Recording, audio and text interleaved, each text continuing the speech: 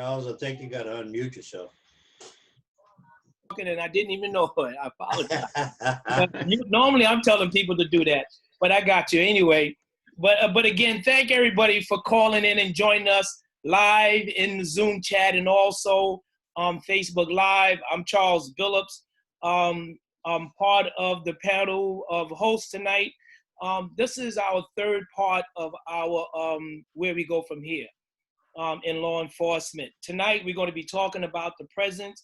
We are going to be talking to individuals that are actually running or playing a large part in particular fraternal organizations. The first two parts was we went from the past to the transition period. Now we coming up to what we are doing now in the present. So what we're going to do is I'm going to allow each of our panelists to get a chance to tell a little bit about themselves. So I believe what we're going to do is, and Damon just came in. So Damon, so since you just chimed in, you want to tell us a little bit about yourself? We have Mr. Damon K. Jones from Westchester. Good evening, everybody. And I want to thank Charles. I want to thank the Grant Council. I want to thank everybody that put this together. I've watched the previous ones, and I think it was very informing, on where we were and where we actually need to go, and having honest discussions among ourselves as Black law enforcement professionals. My name is Damon Jones. I'm representative of Blacks in Law Enforcement of America. I'm also a member of the Grant Council of Guardians and a member of the National Association of Blacks in Criminal Justice. I've been working for the Westchester County Department of Corrections for 30 years. I'm also a member of the Westchester Corrections Association. Can't forget that organization. And I'm also the publisher of Black Westchester Magazine, which is an online publication. And we also go print once a month throughout the Westchester and Connecticut area. Again, I'm glad to be here, and I just want to get into the conversation. I think with the election and what we have seen in the last 4 years from our unions, those who say they represent us, those that we pay our dues money to, I think it's really time for us to have a conversation. How do we come together on a local and a national level, on the level of the FOP, because there are many Black officers in New York State and throughout the world who buck the system but don't get the support from the union. And then that's where we come in as organizations. I think let's cut the middleman out. It's time. And let's start representing our Black officers the way we're supposed to. Thank you. Great. Next, we're going to introduce Miss Felicia Richards. She's the president of the NYPD Guardians. Felicia, you want to tell us a little bit about yourself?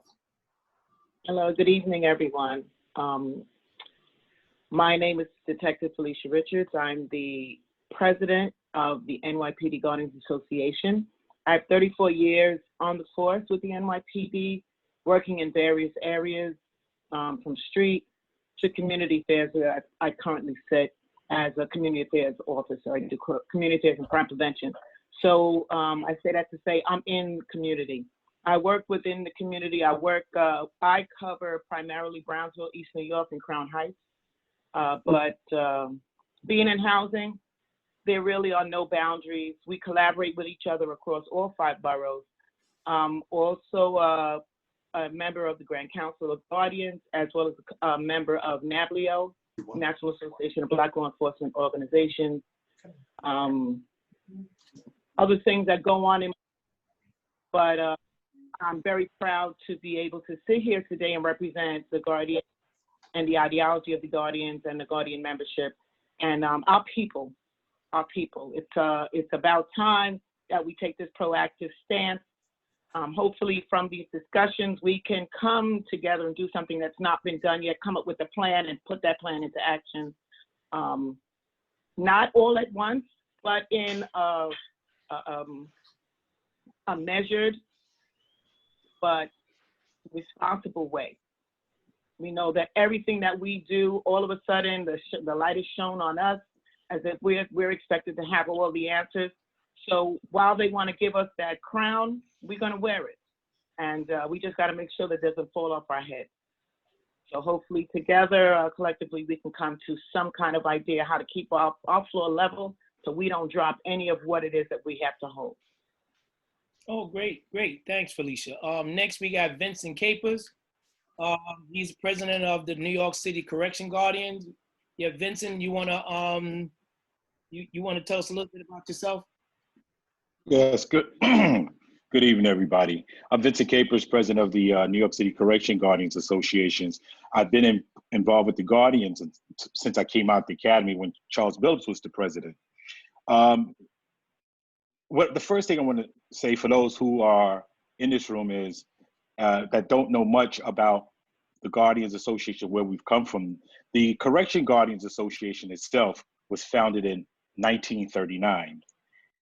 From this organization here came all the other Guardian organization, and we formed into one under the Grand Council of Guardians.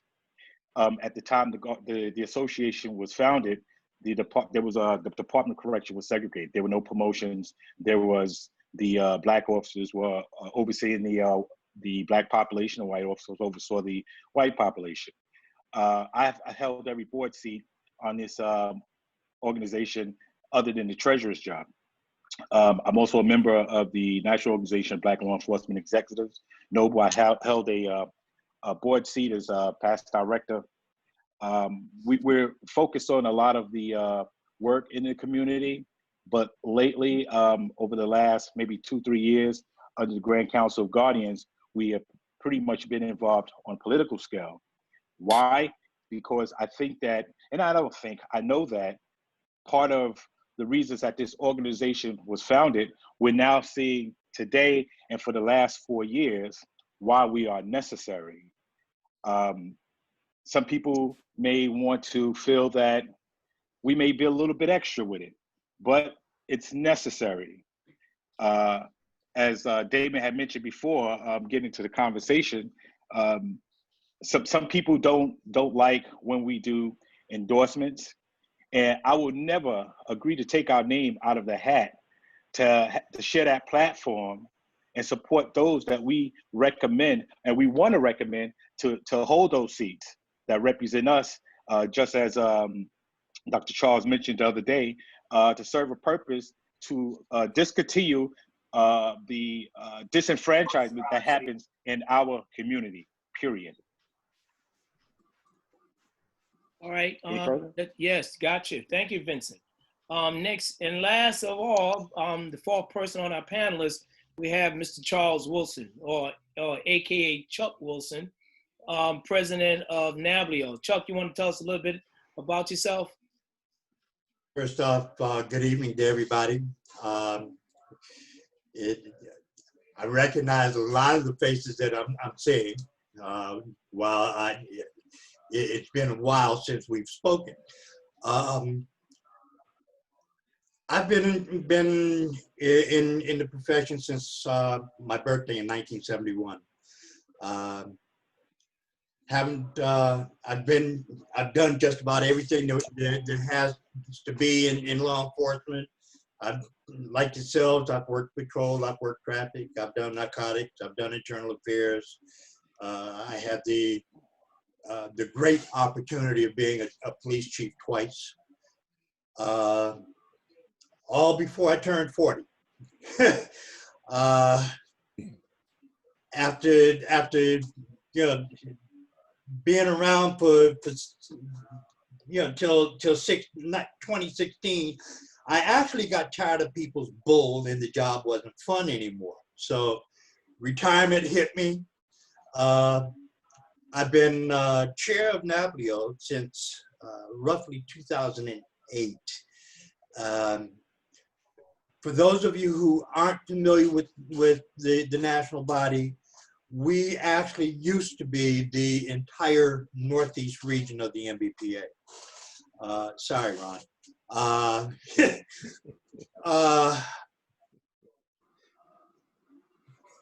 99, we had what we can consider to be a difference of opinions in how we operated. So we broke away. 2002, we formally became NABLEO.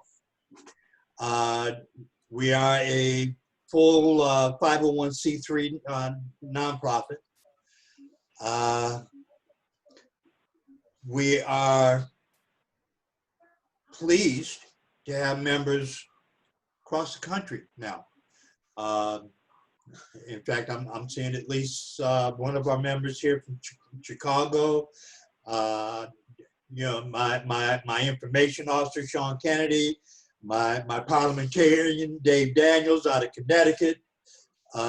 Being truthful, the Grand Council is one of our chapter organizations, and we're very pleased to have them there. What we have to instill in the minds and behaviors of our counterparts on the job, they don't really have a good firm grasp of where this profession began. You know, they have to fully understand that the institution of policing, as it is practiced here in America, is inherently biased against people of color and low income. And hello, ladies and gentlemen, it was designed to be that way, okay? So we have to take it upon ourselves as Black law enforcement officers to teach not only our counterparts, but the members of our communities, so that they have a better understanding of why we exist, why we are there to espouse their interests, their concerns. For me, it doesn't get any better than that, ladies and gentlemen. It's what we exist for. It's what we're supposed to live for. All right, great. Well, tonight we're going to try to stay focused on running the organizations, trying to move forward, what we are doing now in the present to I guess either to revitalize or to maintain what we have or to increase it. So we're gonna open this right up. We're gonna jump right into the questions. We have Gerard Hakeem. You want to say something, Gerard? And also we have Joshua Gerriston. Hakeem, you want to say something first? Good evening, everyone. I'm Gerard Hakeem, retired MTA police officer, vice chair of the Grand Council of Guardians and vice president of the MTA Police Guardian Associations. I love these forums. Let's keep them going. I'm eager to listen. And thank you all to everyone participating, and a big special thanks to all of our guests. All right, Josh, you want to say something? Yes, I'm Joshua Gerriston, retired MTA police officer, as well as the executive secretary for the MTA Police Guardians Association. Again, I want to thank all the panelists for showing up. Every forum we did is instructional and educational, and we get a lot of wisdoms, particularly from our elder statesmen and stateswomen. So thanks again for being on. But real quick, I want to just mention the format real quick. As the questions are posed, as far as questions coming from the viewers, we want you to pose your questions via the chat, and we want everyone to get involved to asking questions, because you might ask something that we don't know. So if you feel free, please put your questions in the chat, okay? So you ready for the first question, Charles? Set it off? I was trying to see if we have Chris. Well, we do have Chris Lynch. He's our business manager for the Grand Council of Guardians. Somewhere along the line, he's traveling. So unless he's there now, Chris, are you there? Yeah, good evening, everybody. I don't know if you can see me because I'm sitting in the car right now. Just thank you all. Thank everybody for joining us this evening for our third series. I hope you enjoy it. And I'm the business manager right now. I'm retired from corrections. And just looking forward to see what information we're going to gain this evening. Thank you. And on that note, we're going to open it up. We're going to jump right into this. Go ahead, fellas. Let's do this. All right. The first question is, it's the elephant in the room. Yesterday was a historic day as far as the election of President-elect Biden and Vice President-elect Harris. Damon Jones alluded to it earlier when he said 4 years, as well as Vincent Capers. What are your thoughts on unions, law enforcement unions, endorsing national figures like the president? Can it hurt or does it help law enforcement personnel? As a follow-up, as we see what happened when the NYPD union had endorsed Donald Trump, it caused some friction within the NYPD. So that question is posed to all four panelists. The endorsement of national figures like the president, does it help? Does it hurt? Anyone can take it. Felicia, you take it first. I figured you were going to go with me first. Oh, yeah. And that's fine. As we saw, it's not so much in the endorsement as in the way it was delivered. Yeah. When the endorsement, the way that message, that it was a declaration, and it was one that I'm sure the bringer of that message thought about, but it could not have been, and it proved later to not have been that statement was not. They didn't confer. They didn't confer with membership. As a president, as a head of an organization where your shareholders are your membership, it's the only responsible thing to consult, to at least give the impression that there is some type of scale. Are you pro or are you con? And if you ask me those questions, then based upon that, I know that if the cons have it, then you're not going to, you won't make that announcement. But if the pros have it, you will. When Patrick Lynch did that, first of all, it didn't affect me directly, but it affected members of our organization, who were patrolmen, who were police officers. The PBA is the union for the police officers, the DEA for the detectives, the LBA for the lieutenants, the SBA for the sergeants, the CEA for captains and above. When the PEA did that, it was almost like a knee-jerk reaction to the other unions. By them doing it, by the PBA, by Pat Lynch standing up and making that declaration on as the head, as if to give the impression that this is where the police officers stand, even disregarding what type of task the president had already created by showing his disdain for people of another culture, for his disdain, and particularly Black and brown people, for his disdain for women, for his disdain for his love of a love for America, but what kind of America? White America, privileged America. And then for us to look at the unions and realize that the makeup of your union membership, your shareholders, are the exact same people that the president has been disrespectful towards, has shown, you don't even acknowledge them.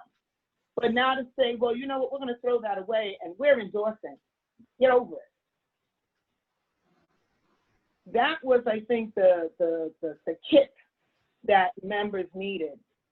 It didn't kick them enough as far as I'm concerned. Because what happened was, instead of going directly to the union and saying, what is this? What are you talking about? What is this bullshit? I need an explanation. They came right to the government. And that's what put our hat in that ring.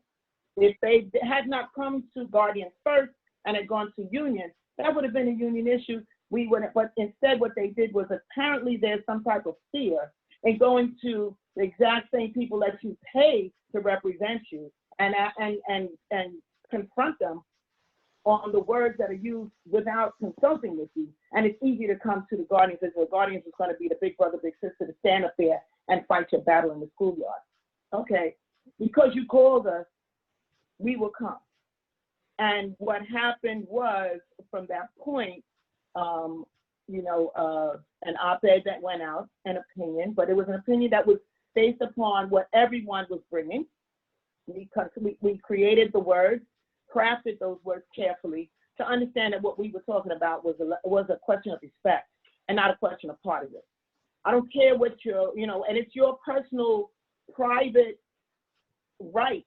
It's a right of an American citizen to choose whatever party or party they want to belong to or not belong to.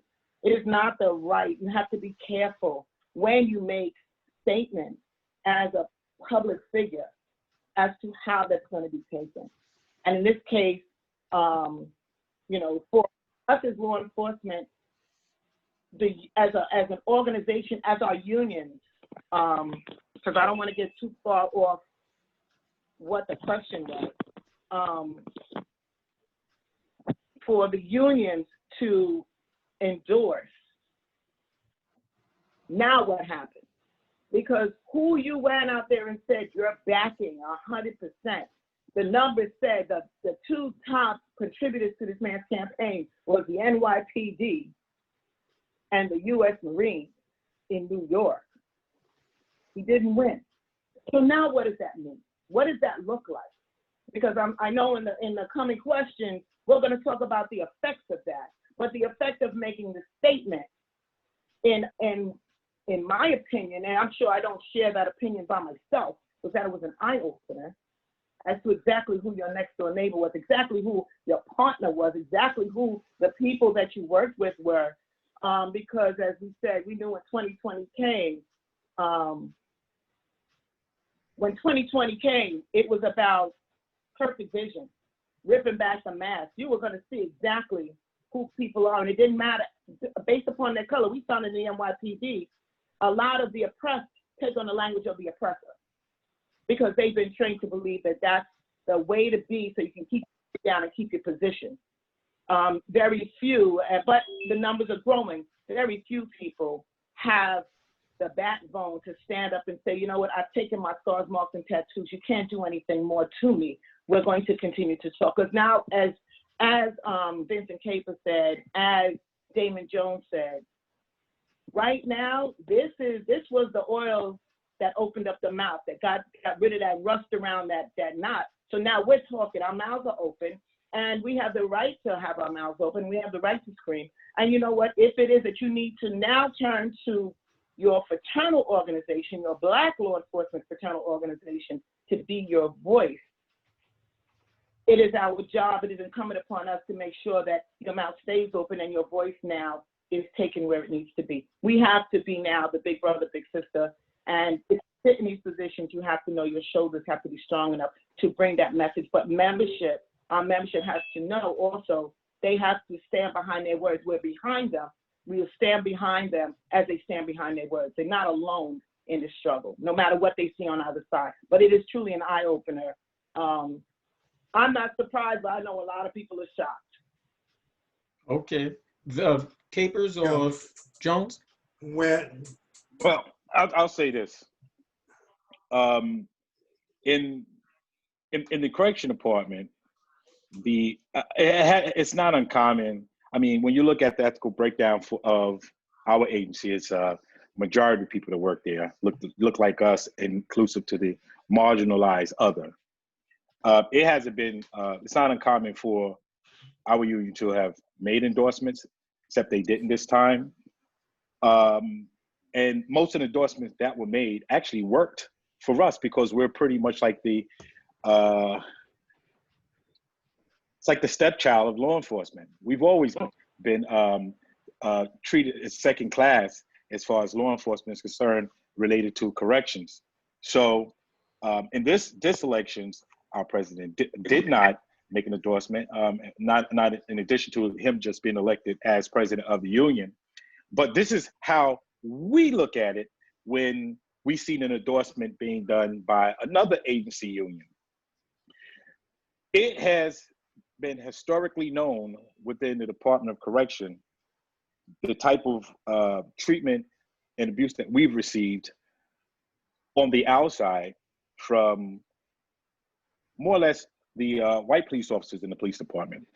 I recall a time that our union president disagreed with Patty Lynch, and they had the highway cops, all white, has mobilized themselves above the Grand Central Parkway in Queens, right where everyone is leaving to go home from work, and he did a blitz on just about every correction staff that left Rikers Island.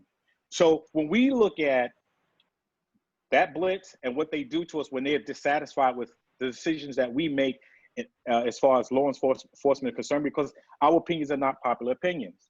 But when we look at these type of endorsements, it pretty much already told us, well, we're not surprised, because when the same president disagreed with our president, doesn't matter what it is, they sick the dogs on us. There's no one that comes to rescue us. I got pulled over myself on a legal left turn.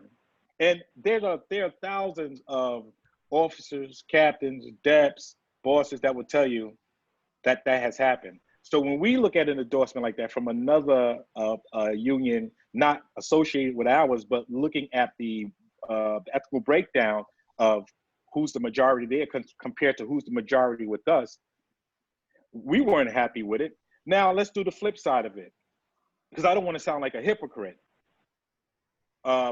What the question is, I guess, to myself or anybody else that would look at it like that, would we have been upset if our current union president made the endorsement? It didn't happen. But the question is, how would we have felt? And I don't want to sound like a broken record, but like I said in the beginning, it's not uncommon for our unions to make endorsements on those type of political scales, because they've always worked for us, because we don't get shit from the city. We rely on the local officials and state officials to back us. So in a presidential election, when Obama was running for president, our union, law enforcement, our union, COBA, was the only union, the only law enforcement union that backed President Obama. Was the only, and he won. So, I mean, I stand in the middle. At the same time, how I feel and what I want and how others may view it. Of course, when these type of endorsement happens, on our side, I don't know if anybody in here ever been to, well, you haven't, to one of our COBA meetings. The union has always inform the members of what the intent as far as endorsements. And at the union meeting is where all the energy gets channeled. But it's always worked for us. This right here election I mean, historically is a total different type of, compared to what we've been through in the last 4 years. I think everybody's eye was open as far as, oh, let's see who's next, who's gonna make this endorsement.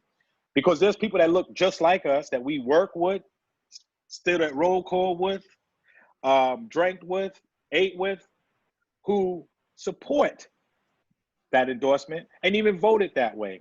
It's their right. It's their right. And it's their opinion. I mean, we can't stop that. That's what America's all about, being able to have an opinion and voice your opinion. But at the end of the day, when we look at how we've been treated and how they've mobilized on the other side, and not black officers neither, not black officers, how they are mobilized on the other side of the bridge. Yeah, and a type of endorsement like that kind of pissed us off, but we can't do anything about it. Only thing we could do, and what we're doing now, as Felicia being the president of the NYPD Guardians, is to stand firm with her and support her and her members, because that's what we do under the Grand Council and as Guardians of New York State and the Connecticut chapter in New Jersey. Okay. That's my take on it. Yeah. Sorry if I talked too long. When we made our statement from the national body, it was actually spearheaded by a group of retired officers. It was specifically an issue of people number one, we're pissed off about the endorsements being made, okay?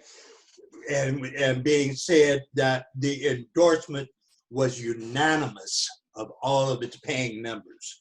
Well, you know, if you're only talking to the people who are on your executive committee or the people who only show up at your meetings, yeah, those are the people that are the ones that are agreeing with your endorsement.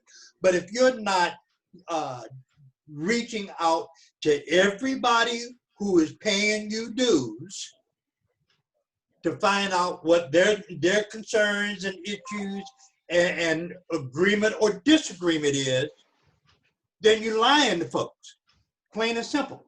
So when we made our statement, we made that statement and were opposed to the endorsement being made by the National FOP, the NYPD PBA, and the Retired Police Officers Association of New York. Now, yeah, I'm taking it for granted that amongst everybody on this call today, there's at least somebody who, with the exception of Dave, Latoya, and Sean, there's at least somebody who's a member of one of those organizations, okay? So the issue then becomes, who are you representing when you make those endorsements, okay? And have you gotten a full and complete consensus from everybody that you represent in regards to those endorsements? I'm seeing in the chat where Arlene said that when her department made the endorsement, she canceled her union membership. Well, I'm here to tell you something, darling.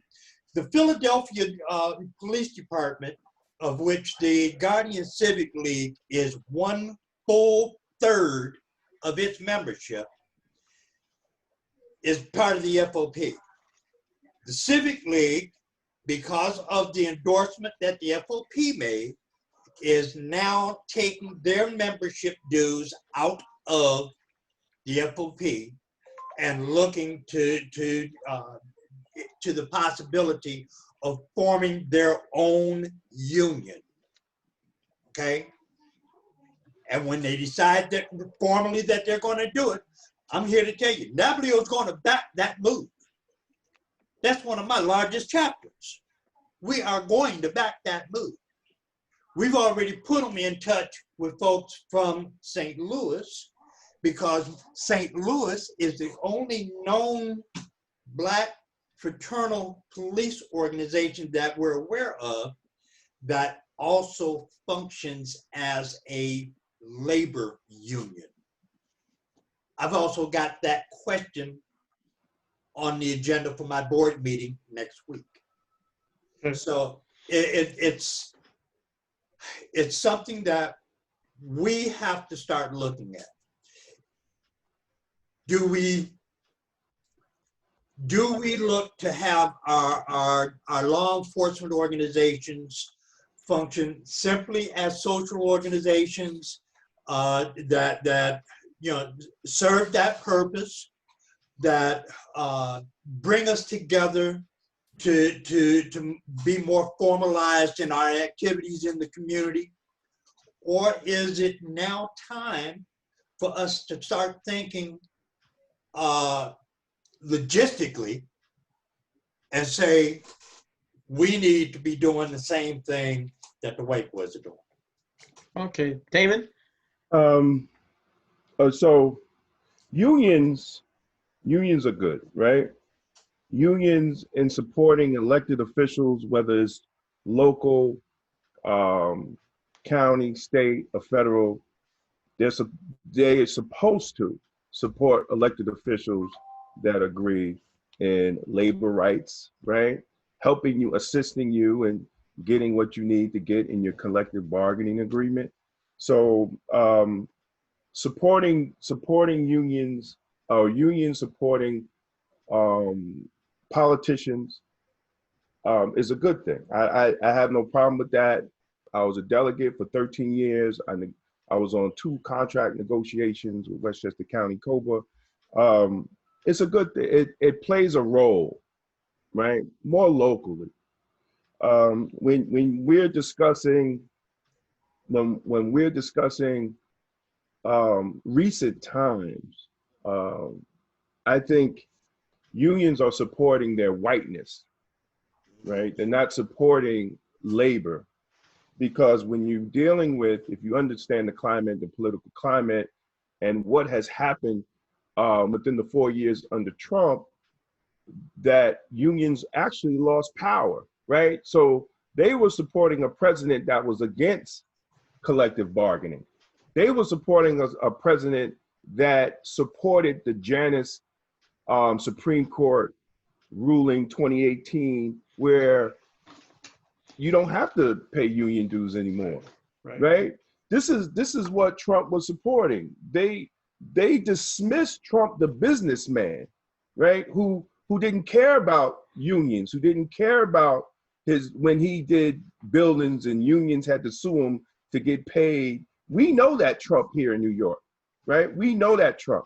So these white boys dismissed all that, and they supported his whiteness. They supported white supremacy. Let's make it clear.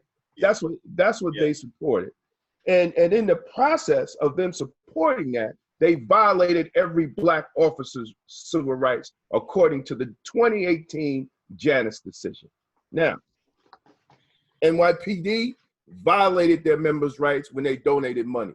Y'all should sue them, according to the 2018 Janus decision. Now, I'm all for us leaving the unions, taking our money out.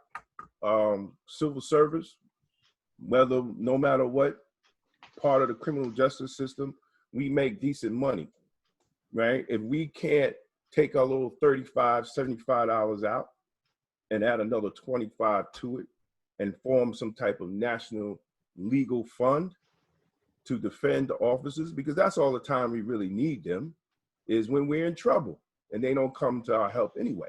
So we end up either losing our job or have to hire a lawyer anyway. So we could do something like that. Now, actually saying that we're a union is an uphill battle, because we have to be recognized by the municipality as a collective bargaining unit. And they don't have to do that, right? That's what's going on in St. Louis. They don't have to recognize St. Louis as a collective bargaining unit. You know, they don't have to do it. But the black officers out in St. Louis can pull their money, according to the Janus decision, and give their money to the local organization, right? St. Louis is asking just as a seat at the table, because that's all they could do, is just be at the table. If one of their members, right, come up on some charges and they don't trust the FOP, they say, well, you know, can we have one of our members sit in the meeting? When Sergeant Cardin, when Alan Cardin was the president back then, when it was called the Westchester Correction Guardians Association, we had that. We had that relationship with the department and the county, where we could request a guardian delegate to come into the meetings, or coming to the disciplinary hearings, or coming to that, to make sure that the union was fighting on our best interest. But let's make no mistake, they don't have to do it, because they're the ones to recognize who is the collective bargaining unit between the county and what union. So that's the uphill battle that we have to fight. But at the end of the day, right? I think we all should just pull our money out. All right.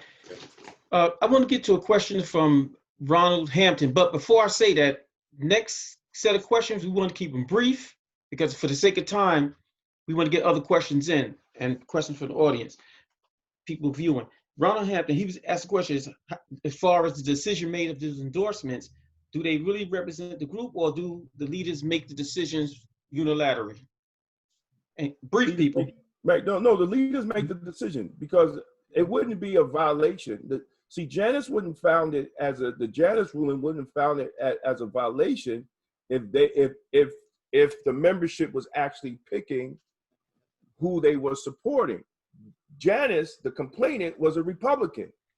The union was picking Democrats. So that's how he brought the lawsuit. And then there was another lawsuit. So the problem is they never came, and I'm going to speak on Pat Lynch, they never came back to the members. They ain't never had no big vote and say, who are we going to support, Trump or not, right? They just went on their own. So they're actually violating, and that's they never come back to the membership. Yeah, I see Felicia shaking her head. Felicia, you want to jump in quick?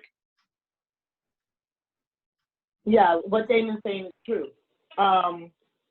Because the question, when it was that PBA made that declaration, I immediately called my union, and I asked if what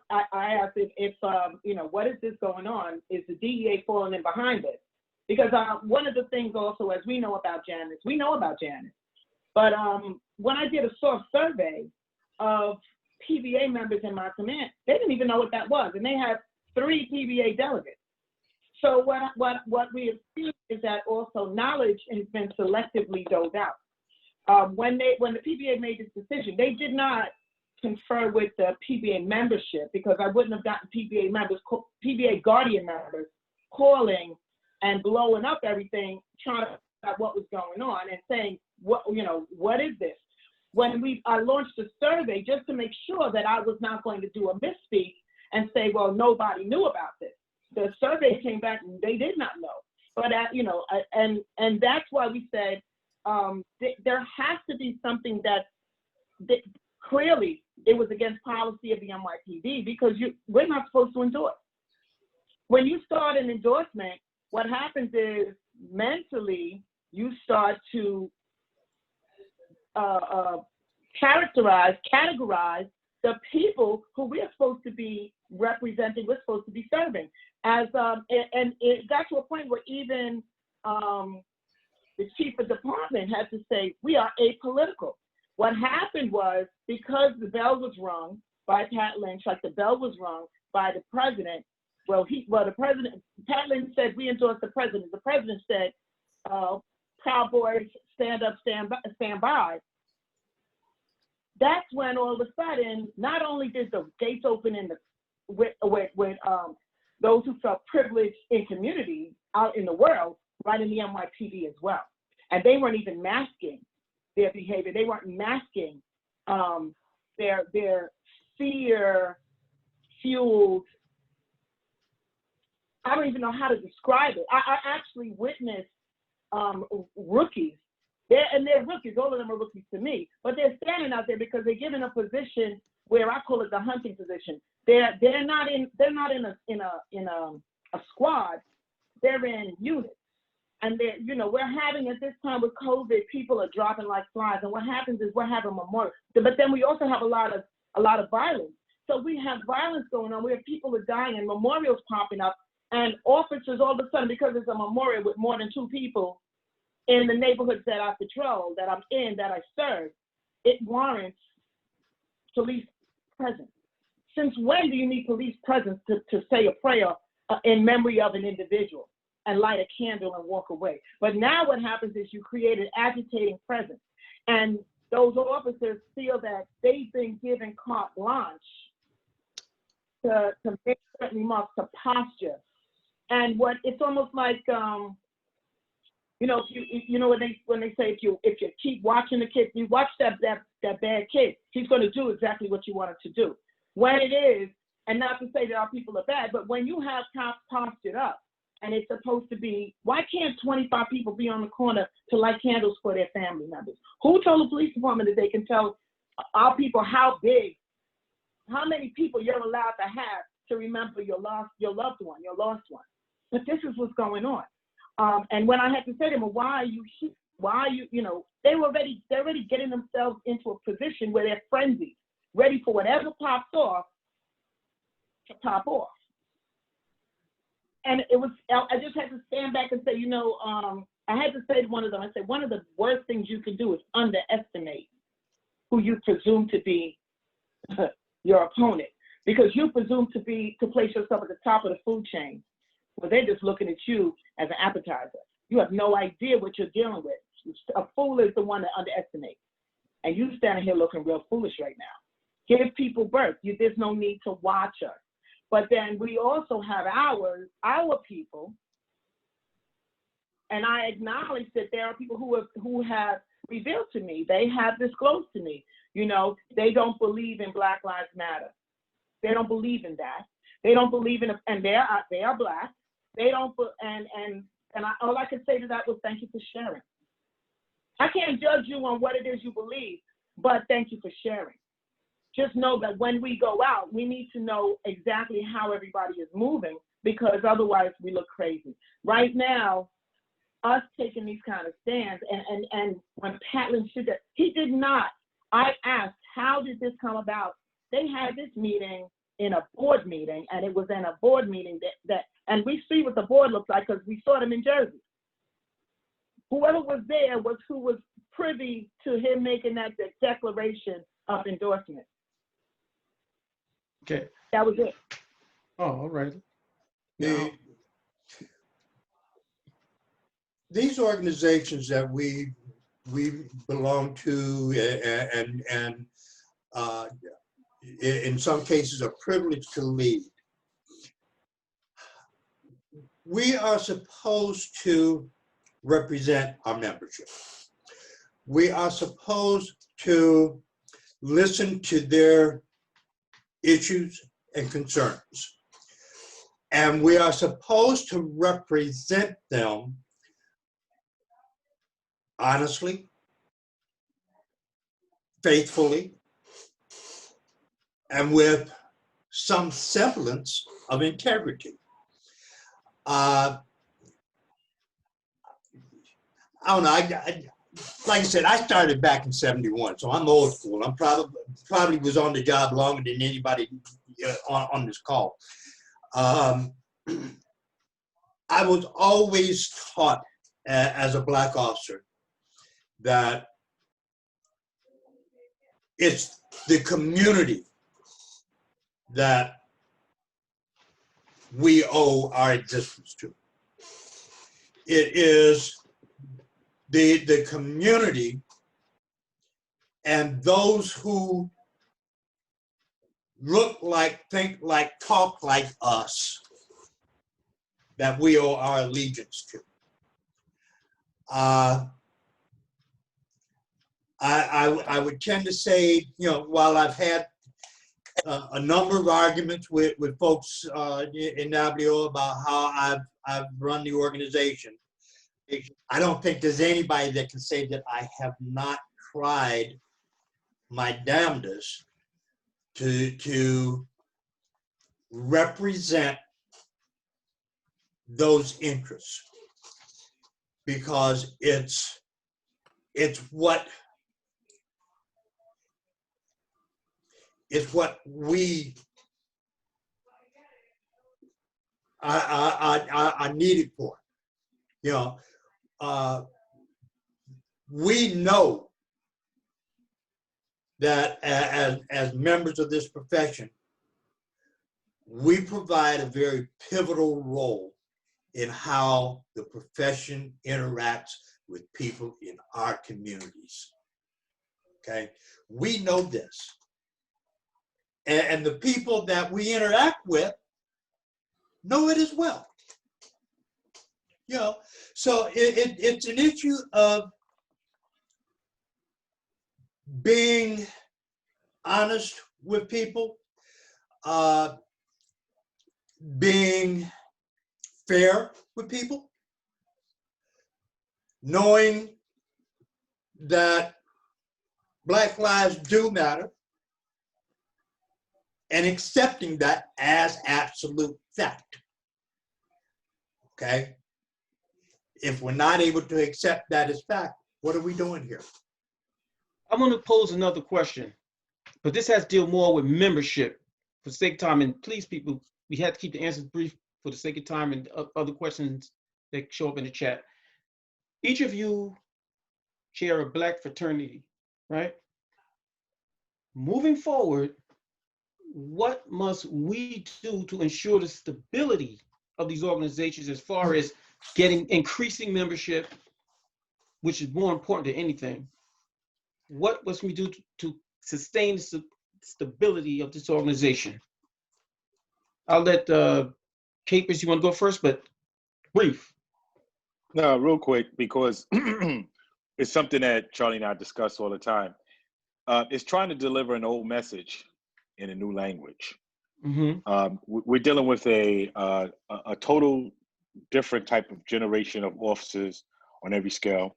On our side, I'm looking into tapping into the younger generation that's on the job, that has a large following and influence over some of those that they're with. That's what I'm looking into right now. But because me trying to deliver an old message, which is, I'm not saying that it's a played out message or a broken record, but it's, in order to deliver it to them, I don't know how to deliver it to them other than one way.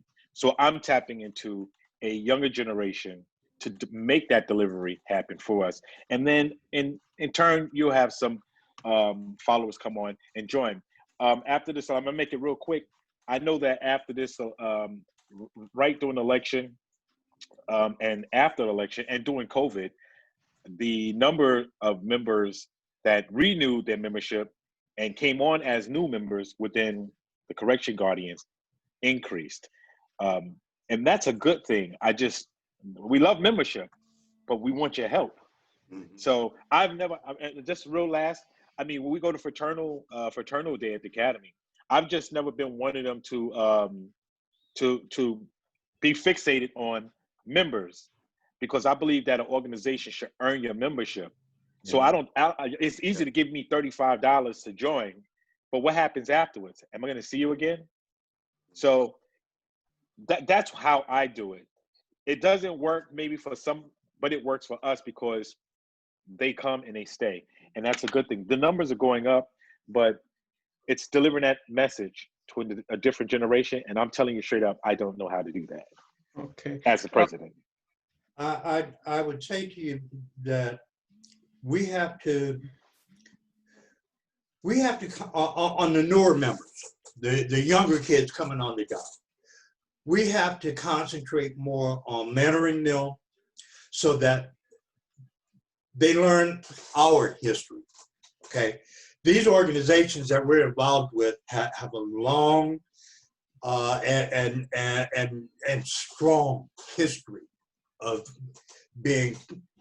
standing tall, being proud, and doing what's needed for folks in the community, okay? And these younger kids coming on the job, right, wrong, or indifferent, they haven't seemed to learn that.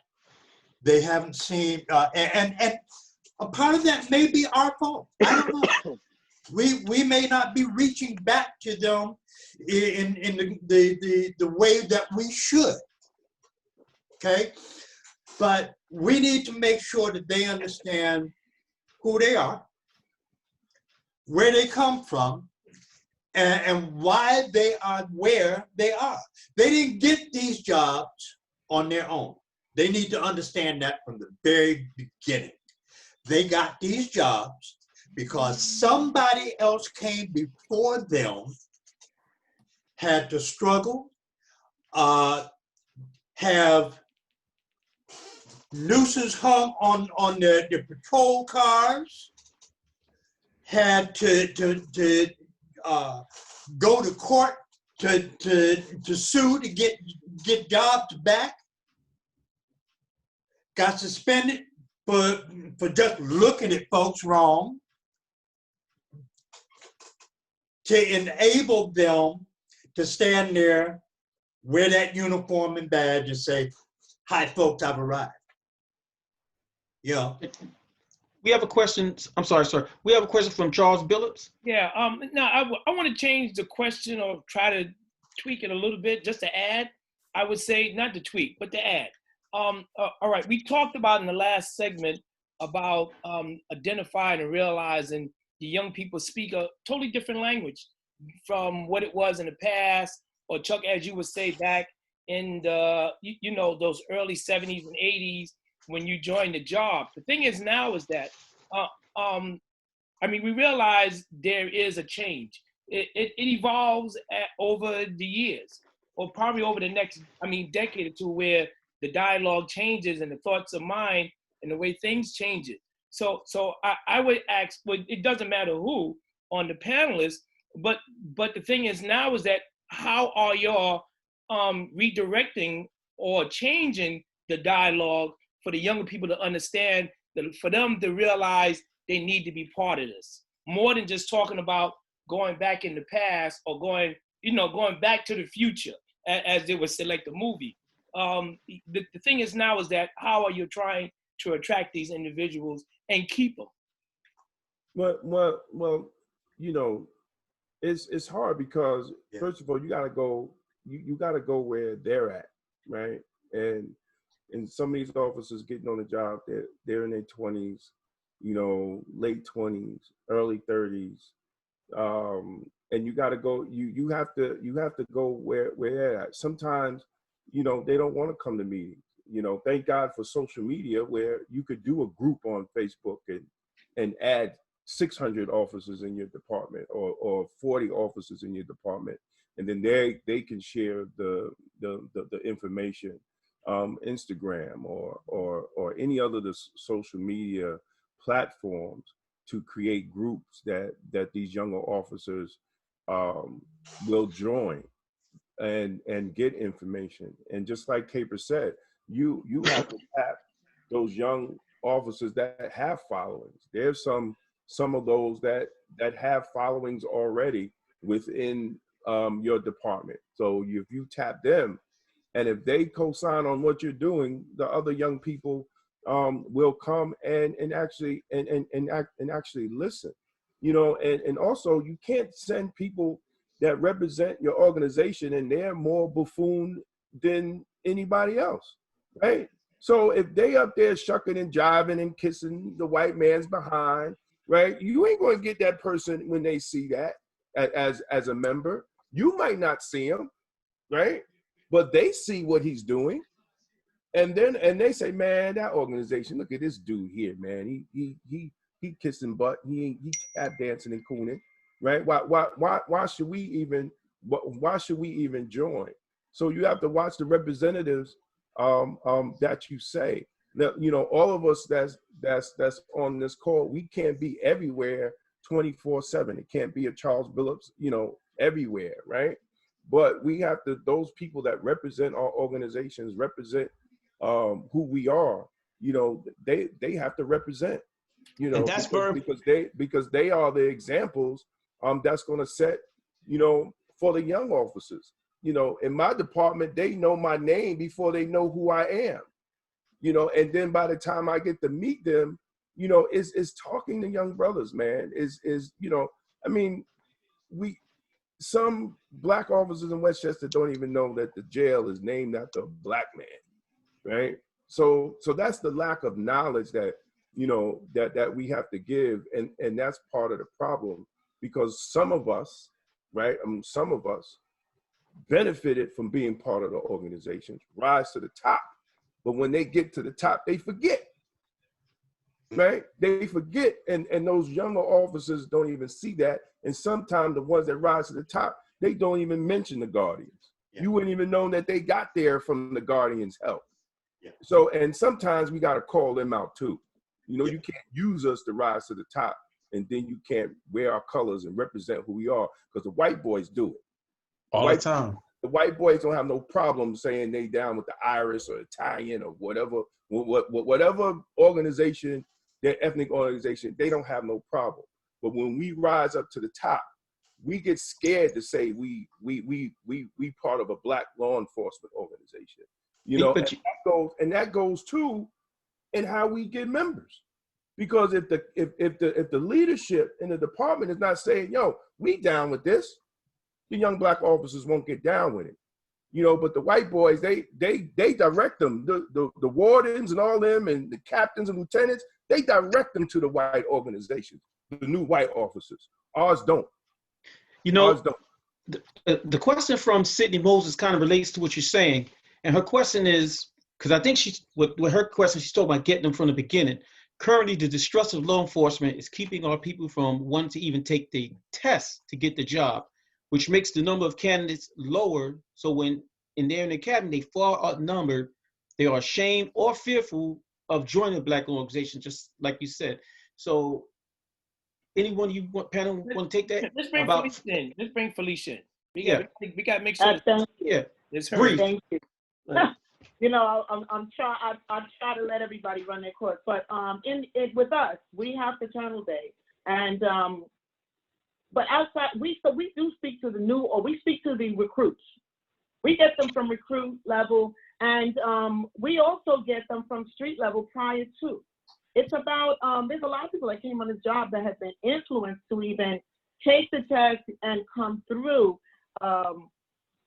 And get into the recruit stage, get pushed through to go to graduate and join the fraternal. But we're just like the unions. We're going in there during fraternal day, and we're seeing them. We set the signs up. They come in the room. We give them the history lesson, but we also talk about the things that we have seen and we have done while we have been physically in this position. So it's a little bit of history, but it's not really. It's a little history mixed with current events. I agree with Damon. You know, we understand there is another speak when it comes to younger officers. They're a new generation, but that happens all the time. But it doesn't mean that you just do, all your communication has to be via social media. Right. The best communication, the best touching is a physical touching. It needs to be, we need to communicate. I need to look you in your face. You need to look me in my face, because sincerity, it happens face to face. It doesn't happen on social media. It doesn't happen in a group meet chat. It doesn't happen in an IM. It happens face to face. And you got to meet people where they are. Go to the command. If you have trustees, you got delegates, that's how you get them. You go to the command. I tell you, I have no boundaries. I will show up at anybody's command, anybody's unit. It's easy to ask what they say for forgiveness than it is to ask for permission. So I'm more likely, and I've made it my business to have business relationships, amicable relationships, cooperative relationships across the board. And I tell you, we do have what I call Black loyalty, you know, and it's fine. As Black people, we need to big up Black people who make it to a position. But you know what? I'm not here to lord and honor you. I'm not here to praise you. You're not my replacement God. And at the same time, recognize that those same people who need to hear me calling their name, that's that high you get. I need to remember that it's me who's feeding you. Because when I'm hungry, you need to turn around and feed too. What we haven't done, we have a handful now that are finding that out. Because as they climb the ladder, they fail to reach back and remember from whence they came. And as you climb higher and higher, again, like I said, they take on the language of the oppressor. And that what happens for them, it gives them a sense of elitism. So I can look back and say, oh, you know, instead of helping that brother, let me stole that brother. Instead of saying, you know, these are positions that are coming up in our units, because I sit in a position where I'm able to maneuver you into a mentoring spot. Because we know everything in the NYPD, there are no units that anybody can be left out of. Because every unit that you go to, they're going to train you for exactly what they need you to know to be working and functioning in those spots. But it seems that for a handful, and not all, but for a handful, there are a handful of them that will be the ones to reach back and bring that person through. I can call and say, I need you to look at this individual's resume and help me to help them tweak it so that it will be more effective. I don't know about anybody else. I do that. And people have been giving me stuff. I never ask for me, because you know what? I found that when you start asking for yourself, they know your price. So I have no price. Somebody said that I speak this way because of the years I have on. I said, no, I've been speaking this way since I came on. When I came through housing was a unit that, you know, we were so small, you did not have an option not to become a guardian. Because as you came in, that was what those old heads made sure that happened. That's You facts. missed a meeting. If you missed a meeting, or you said they wouldn't even allow that because they were going to query you early and say you get into that meeting. If you gave the excuse, well, I can't get there because of transportation, that was handled. You were going to get in a car with them, and you were going to get to that meeting. And I remember meeting in Harlem. If you couldn't pay your dues, they would say, listen, Felicia, you're a little late on your dues. What's going on? Don't worry about it. It's already in the bin. And they took care of that. We can essentially, we have lost that, take that person under your wing. We don't mentor because we're so busy saying what we can do, saying what we have done. But then when we look at our numbers and they start to dwindle, we wonder why we don't have quality. It's not about, and I get you, Joshua, we need to increase our membership, but I would rather increase my membership with people who are invested in this business, as opposed to having a room of 24 people and only 2 people doing the work. So how did you get them invested? We get them invested through committees. It's about, you create a situation where people are learning. When people have have a piece of what is being built, if you touch the brick and you start to dig it out, they're comfy because they were the ones that learned how to make that concrete to lay that brick and keep it in their palace. So anybody coming to destroy what they built is going to be seen as the enemy. They're going to have an investment. You bring them in from the academy, we tell them about the different committees. From the academy, we explain to them the things that we're in community doing. Community service, community outreach. Right now, where we stand in 2020, this COVID, this politics, pandemic and politics have been the piecemeal. This is the nutritional injection that all of our organizations have been waiting for. Because right now, if you miss the opportunity to incorporate committee work with social action, with political action, with community outreach, these are the things that our communities are needing. They need to see us as the linchpin that connects them and gives them that same leg up like the privilege race has. When they come into their community, they got that comp in their communities. And you know what? Joey went and pushed that old lady on the ground, but when he goes to the precinct, the guy who worked with Joey's brother is there, and he's going to make sure, yeah, he might get arrested, it might go, but it'll be real smooth, as opposed to John from the black neighborhood, who just happened to be running at the same time they were chasing, but had nothing to do. And it takes them all day to figure out who's running, because that's something that we've been trained to do. Try to get away from problems. It's that we were part of it and then trying to escape. At the end of the day, it's the committee work, getting people involved in committee, letting them understand it, and saying, when it is you come in, pick your investment. Pick your investment. And we've been, right now, I can honestly say 2020, my political action, community outreach, and the people just dealing with the groundwork of the organization has been an increase. So I think we just got to focus on that and keep pressing that. I got a question I want to throw out there before anybody else jump on something else. Just something a little different. And I want to throw this at Capers and maybe Chuck. All right. I mean, with the great talk about, making changes, particularly criminal justice reform and things like that. And the idea of trying to create diversity in the different departments. And I want to direct this more towards, because we talked about the unions in the beginning. Are the fraternal organizations pushing members to join and run for these executive positions of these unions? This way here, the diversity is more than just affecting the department, bringing people in, but also trying to create some diversity on those union boards. I look at the PBA with Pat Lynch and them. It's all white males. A lot of these unions favor that or resemble that. So the question I want to know is, should the fraternal groups, which y'all are presidents of or running or part of, should be trying to steer people into becoming on those boards and trying to take those over? Yes. How should you do it? Go ahead, Chuck. You have to convince people. Like you said, the PBA is all white males. okay? I think that there's one person with the FOP who looks like us.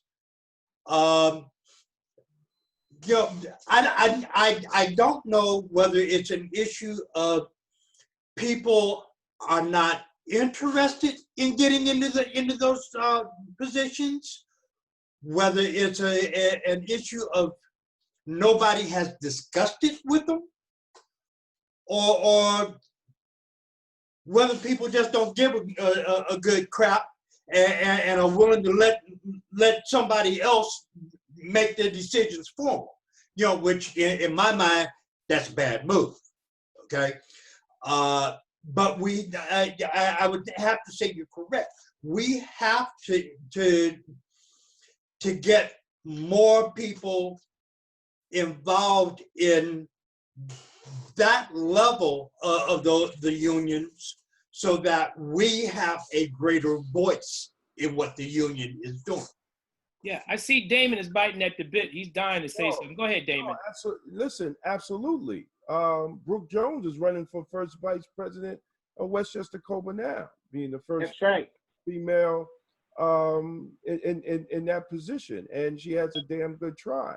You know, I mean, having an organization within the department, I mean, that's a body of votes, right? That's a block of votes. So you're starting off ahead of the game, and then all the members, you know, I mean, should support. I mean, a part of the problem is we come, you know, I ran for union president twice. Last time I lost by 25 votes, but the opposition was people that look like me, right? So we have to organize within our organizations, and we have to use those people to get out there and push the agenda of the candidate that we're supporting. It's no different when we support a city council person or we support any politician, right? We run a hard campaign within our department and to support that member that's running for that position. And if that member is, and we also, if that member wins and they're executive board member, they have to step down, because sometimes it's a conflict of interest. You know, we have to go after the union sometimes, you know, but I think it doesn't hurt. They can still be members. Yeah, they can still be members, but not on the board, right? You know, not on the board, because sometimes we might have to go at the union. You know, they might be first vice president and the union president might say something crazy and we have to check them, right? So we don't want to put that person in a predicament. But, you know, and then the white boys will use that against them, right? But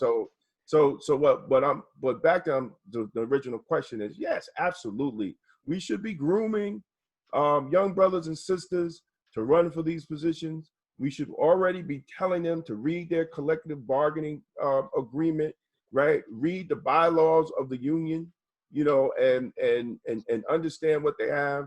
I've talked to a lot of Black officers throughout Westchester, and some of them haven't even opened up their they have no clue what's in the collective bargaining agreement. And that's part of the problem too. Like, we have to really educate some of the old ones and the young ones, you know, about the collective bargaining agreement and what their rights are, and getting them to run for these union positions. So let me ask this question. Once you groom that particular person, do you think it's wise that, because I know they'll be under another set of rules under the union, do you think it's wise that you would sit them there with an agenda? Absolutely. White boys do. Yeah. You know, I mean, like, we act like let's not think that these white boys don't got agendas when they absolutely everything that they do is an agenda. Absolutely. You know, to preserve, you know, their way of life, to preserve their power within the department. Right. You know, I mean, dude, I mean, they lobby to make sure that they don't have people of color in certain positions of power. Right. So, and we got to be willing to do the same thing and be unapologetic to these crackers, right? Because that's what they do it to us all the time. They do it to us. Then Damon, I got another question I want to throw out there. Maybe Felicia can jump on it. All right, we talked about pushing people up. We talked about helping people get promoted and things like that, you know, particularly people of color. So is it wise to encourage those who move up to look back, to talk? A good example, what I'm trying to say, I make an example of. Let's say it's the PBA, we got some brothers and sisters that are running for that board. Should we encourage, because keep this in mind, the managers and the supervisors, officers do listen to them one way or the other. And I'm not trying to say they have to order them to do it, but is it wise for the fraternal organization to speak to that upper brass or management to say, listen, talk to those officers and say, listen, I was an officer when the union was all white. Don't you want to see the change? Don't you want to be part of the change? Or don't you want to try to, influence that? Is it wise to speak to those managers about talking to those people on a personal note, not department time, on a personal note, to influence that to help affect some change? You shaking your head already, but I want to see if I can get Felicia in there. Absolutely. And you know what, it's all going there with mentoring. Coming into our organization should not be the end all be all of person's involvement in their law enforcement life outside of work. It should be a tool that we use to increase our knowledge of business that's been going on around us. But as we see, the challenge is even within our organization. We should be mentoring, grooming somebody to take off, for the next person to take the position. But what happens is you don't have people who are really interested in learning. My feeling is the way I look at this, I said, well, PBA, who looks like that's in there? We got Corey Grable. Before that we had AJ, Abdul Mubarak. Okay, Abdul Jabbar Mubarak. And because of AJ, there's a convention that goes in every year, the PBA convention. Prior to AJ, Guardians wasn't even considered to be invited to that. We are invited, and it's an opportunity for all fraternals to come up there. They call it what they call International Row. It was AJ who had to even fight for us to be able to be recognized, because at the time, the PBA would take care of the Emeralds, they would take care of the Colombians, they would take care of. AJ said, if you're taking care of them, Guardian falls in the same position as them. So on that question, it said, should we give them an agenda? Absolutely. The agenda should be that when you go up there, listen, we are here.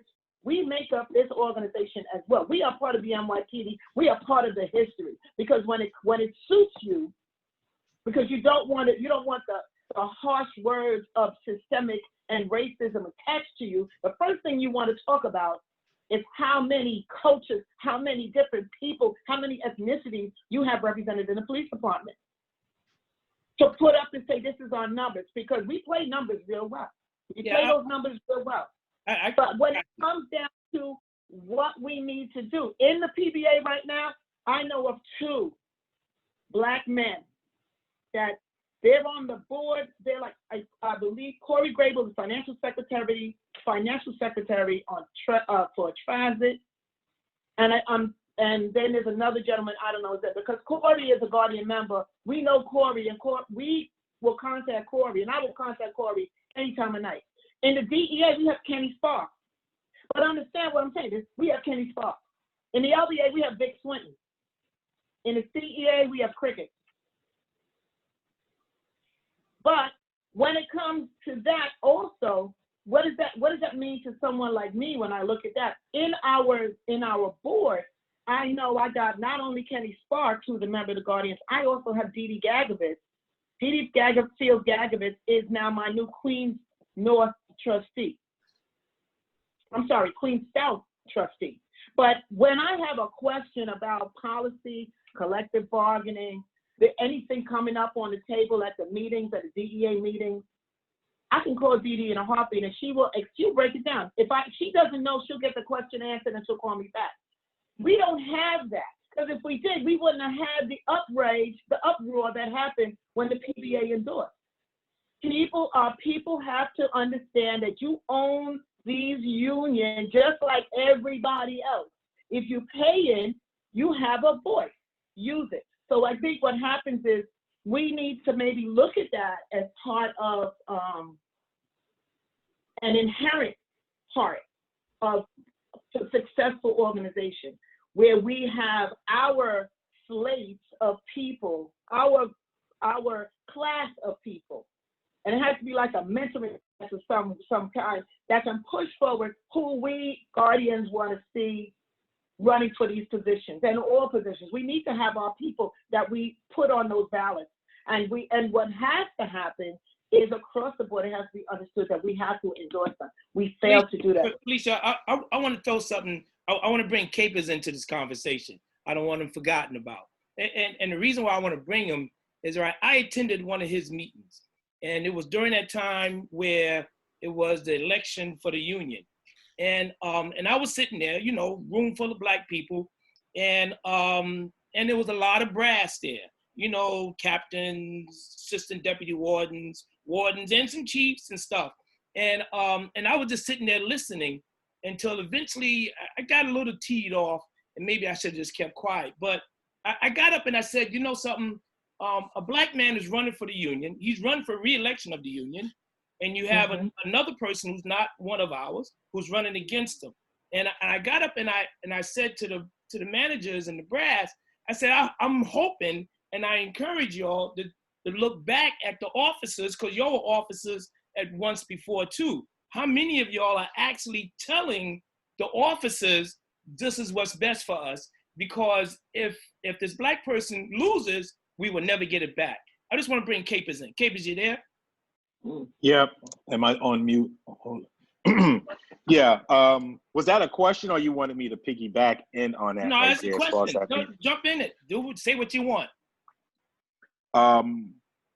You know, unlike the police departments, correction, New York City Corrections is a different beast. It's a total different beast. You talk about more than 50% of the department is Black. Exactly. And yeah, Charlie was right. He was there. And the involvement of that election and the support for the, past president that we endorsed and supported, unfortunately, people who look like us and others, we don't know who they are because we don't see their votes. But I think that if the majority of us had casted our votes, he would have won. But out of the 8,000 or 9,000 member service in this department, us being the majority, if the majority of us, I can't vote because I'm retired, but if the majority of the active that look like us had cast a vote, he would have won. The makeup of the the assistant deputy wardens or the deputy wardens and the former chief that was at the meeting, pretty much they reinforced exactly what Charlie just said, as far as speaking to the troops in support of the election. The problem is, it is what it is. I just have to call it how I see it. You know, sometimes what we preach to people who look like us, when we're the majority, comes in one ear and goes out the other ear, and it just wasn't there. I'm not going to sugarcoat it any other way. That's just the way it is. The support from our own within an agency is atrocious. It wasn't like that before. It was never like that. It was never like that. You can go back and you see that it was never like that. Today, as far as the support for any kind of those any type of support for those type of elections, I actually became a bad guy, just because. But I'm going to share something with you that will tie in to what we were talking about earlier. The makeup of this agency are pretty much new officers. They rule the day. They can vote you in and they will vote you out. They rule the day. They are the majority. So at the end of the day, if you got 1,000 of them that's looking for a change, it doesn't matter.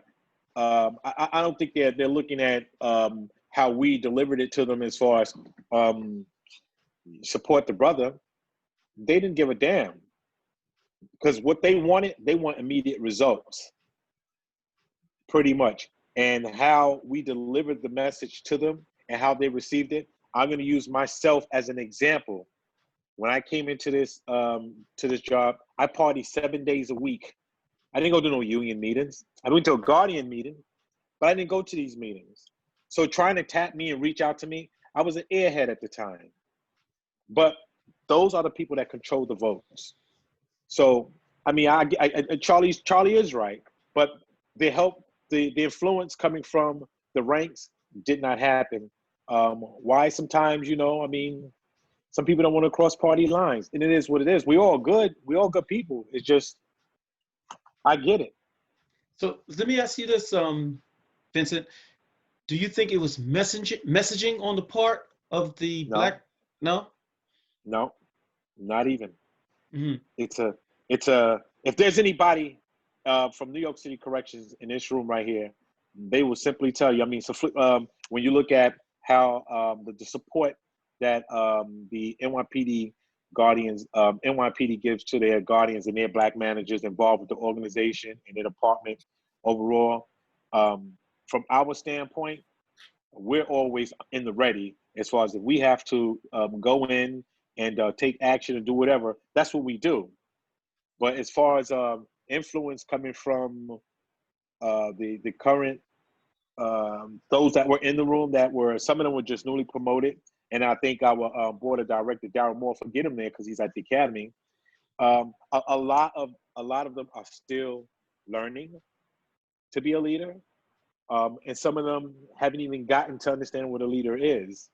But it's a different beast. And that's why we do things pretty much different than a lot of the other guardian organizations, you know. And it's pretty much always and will always remain politically relevant, because that's where our strength is. I can have 2 members of this organization, but the political power that lies within and the strength of this, just the name alone, it holds more volume than anything, period. But in the influence of support from others, you're not, give them a gate 1, you may get it, you know?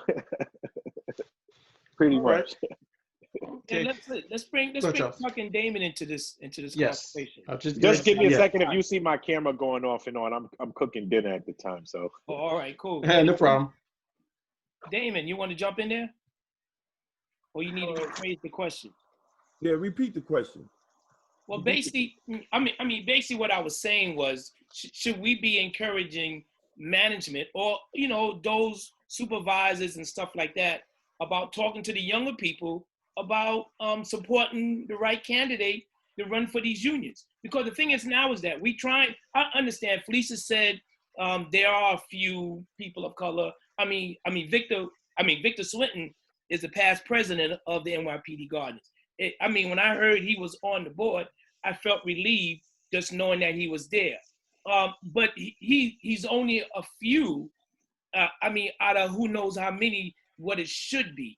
So should management or the supervisors and stuff be trying to influence those younger ones who are underneath them? And I'm not saying to order them, maybe on a personal note, listen, you know, you should think about trying to keep this or get somebody in there that think like us. Absolutely. I mean, what, you know, they do it. They do it all the time, right? They do it all the time. Like, let's not act like, you know, we're breaking some rule, right? You know, when we tell the supervisors that's in our organizations that benefited having stripes and going up the rank because we we lobbied for them or we helped them, not to go back to the black organization and give their opinion. You're not ordering, but you're giving an opinion, because the white supervisors do it all the time, and this is why they remain in power all the time. Because when you come in as a, I'm gonna give y'all an example. It was this Latino brother named Nina. Italians thought he was Italian. He didn't say anything. He just thought they were being nice, right? Invited them to the restaurants, dinner, everything. Introduced them to all the Italian supervisors, all that. He started getting nice polls, getting taken care of. Then all of a sudden they found out that he was Cuban. And then they went off on him. But that's the same thing. I say that to say, no, he recognizes his black roots, but he was taking advantage of the situation. He was taking advantage of the situation, and I don't blame him. But when they found out that he wasn't Italian, they cut him off, because that's what they do. You know, they take care of each other, no matter what rank you are, even all the way up to commissioner, right? They rarely cross the white line, right? But we have to do the same thing. We have to build those networks, right? We call it networks. We ain't calling it cheating. It's networks. That's what it's all about. And if we're not going to benefit and use that to our benefit, then we're wasting each other's time. We just go work overtime and collect the pension and retire. Right? And the reason why Damon is right on that. Yeah. You know, it's an issue of, when we get people in place there, they have to reach back and try to bring somebody else back up with them. There's no questions at all about that. And you know, like you said, our counterparts are doing it every day of the week. That's how they're getting people on the job in the first place. Okay?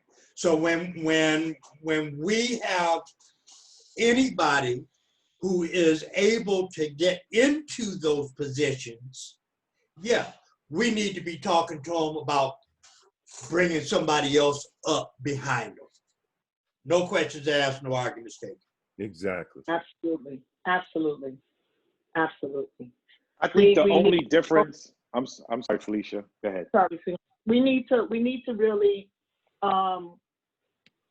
have those who have elevated to those positions where you call them executives, where they have gone through those ranks, and they should be the ones to also, it's not a question of ordering anybody. It should be something that you automatically want to do, because you realize all of these positions, your delegates at command in the NYPD, your delegates at command are voted in by each command. The trustees, the moment that you go delegate, those people as delegates take that as a second job. And they get the perks with it. But what happens is, in commands, they don't make those delegates, they don't work them. They're not called to task. It's going to have to be something that we don't even talk about, we just do. And when it is that we're talking about joining our fraternals, because what I also encourage, look at my collar flying, what I also encourage is membership in other fraternities. You learn that we don't just pigeonhole yourself into saying, well, Guardians. Join other organizations as well. If you have aspirations of being on a board, then you go based upon what those organizations allow. We allow you to be a member of any other organization, but you have organizations that if you are on the board of an organization, you can't be on the board of theirs, but you can be a member. And when you go into other organizations, you start to see how things work.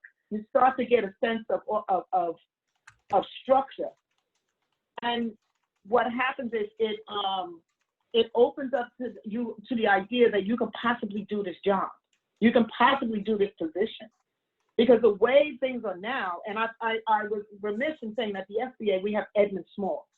So in all, we have 5 Black people, and they're all men, 5 Black men representing in these unions. We have 5 unions, but we have no representation in CEA, in the captains. But we have a whole lot of members who belong to that union, but all they call them for is whatever they need to get. They're not part of the workings. And again, you know what the problem is with Vic Swinton? It's beautiful he's there, but what happens when he retires? What happens when he leaves that position? Because when AJ retired, all up to that point, they were saying Corey Grable. He was grooming Corey for his position. But funny thing, when AJ retired, Corey didn't get that position. They weren't grooming. They had somebody else in mind. So that's why you don't see him on the cameras. You don't see him when those things are being said, when those declarations are being made, because then what happens is he might lodge some type of dissent, and the dissent would have been based upon what the membership was saying, which would have been what I wanted to add, what I wanted to add in, which is pretty much different from the departments, maybe Westchester and NYPD. In the New York City Correction Department, all our chiefs are Black. 99.9%, all our wardens are Black. Down from deputy wardens, make up your Black and Spanish. We're pretty much running the uniform structure of the agency. What our problem is that the positions in the agency where the decisions are made that come from City Hall are all held by those who don't look nothing like us. That's our problem.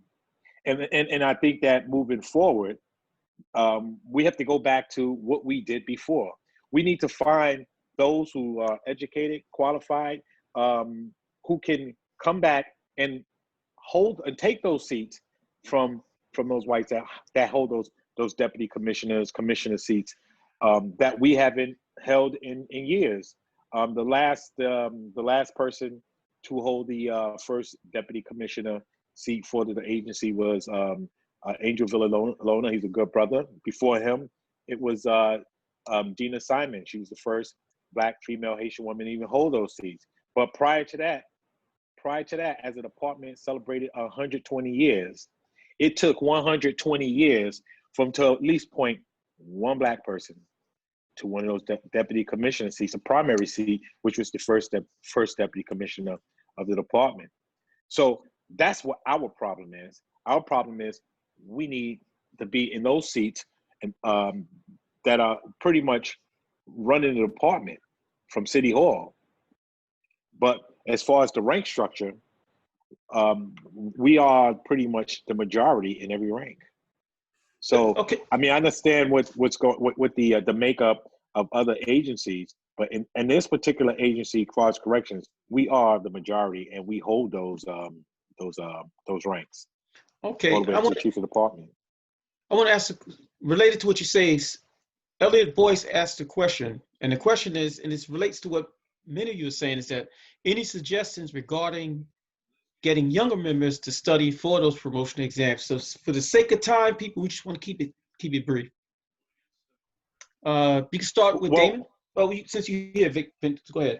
Well, with the correction guardians, we have our board of director, Assistant Deputy Warden Daryl Moore, is responsible single-handedly, along with a couple of other retired Assistant Deputy Wardens, have held promotion classes, and everyone who sat inside his class were top 10 from promotion to captain to assistant deputy warden. And then we have those who prep them for interview to deputy warden positions. It's not on a large scale, but for those first 2 promotions, Daryl Moore, he's back with the department as a civilian. His percentile rate as far as being in the top 10, and I'm not exaggerating, is 100%. He's made a lot of captains, a lot of deps, a lot of deputy wardens, and a lot of wardens. If it wasn't for him, they would not have those ranks. And that's coming from our board of director. Okay. He's been doing this for years. So it's something that we've been doing for a very long time. And that's a good thing, you know. It's just once they get there, it's the leadership portion that has to stay in play. Okay, Felicia. You know? Felicia.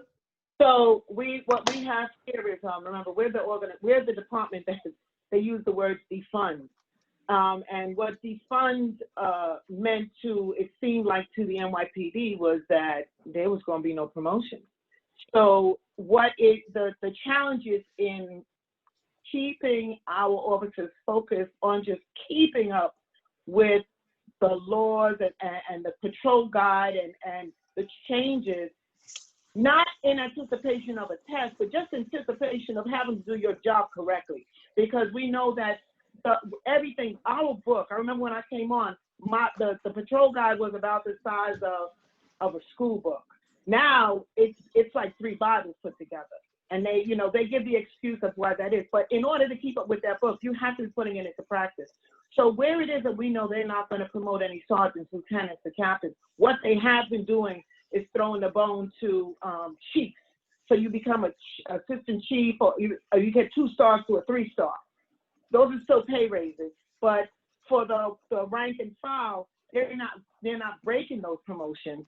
The challenge is to make sure that our members, that our young officers, our officers, period, just keep themselves up to date on the changes as they occur in their patrol guides, and administrative guides, and the